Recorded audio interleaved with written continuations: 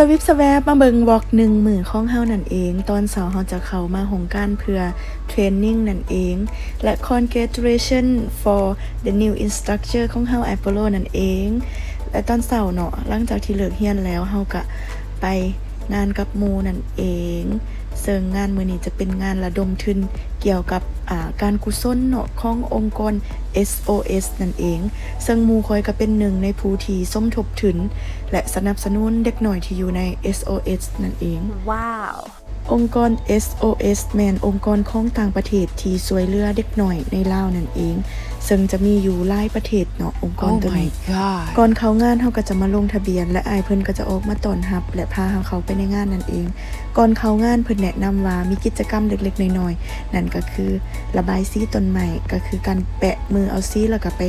ระบายในหูปต้นไม้แบบนี้เลยเป็นกิจกรรมเล็กๆน้อยๆเนาะที่เพิ่นจัดขึ้นก่อนจะเข้างานนั่นเองที่ว่าให้ทุกคนมีกิจกรรมร่วมกันนั่นแหละเนาะเฮาก็ขอเป็นส่วนหนึ่งเล็กๆน้อยๆที่ว่าติดก้นหมู่มาเนาะมื้อนี้เนาะแล้วเฮาก็จะย่างไปหาบ่อนหนังของเฮาเลย Let's go แขกที่มาในงานในมื้อนี้ก็จะเป็นทางภาครัฐและเอกชนมีทางนักธุรกิจเนาะนักธุรกิจวัยหนุ่ม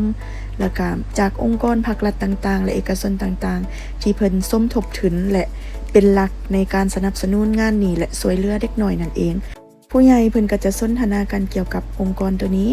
และอันนี้ก็เป็นอาหารที่เพิ่นเตรียมไว้จะเป็นอาหารแบบของหวางหลายกว่าเนาะจะมีขนมนั่นเองและเฮาก็จะมาชมภาพบรรยากาศอยู่ในงานกันเลยองค์กร SOS แม่นองค์กรหนึ่งที่ช่วยเหลือเด็กน้อย และอยากที่จะเห็นไทยสื่อเวลา กิจกรรมภายในงานก็จะมีการประมวลรูปภาพที่ว่า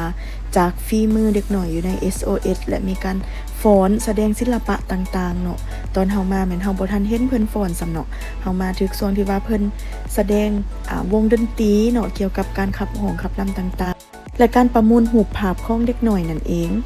องค์กรนี้จะช่วยเหลือเด็กน้อยระหว่างประเทศที่อยู่ในภาวะฉุกเฉินบ่ว่าจะเป็นภัยพิบัติหรือว่าสงครามด้านมนุษยธรรมฝากทุกคนติดตามและสนับสนุนน้องๆเด้อ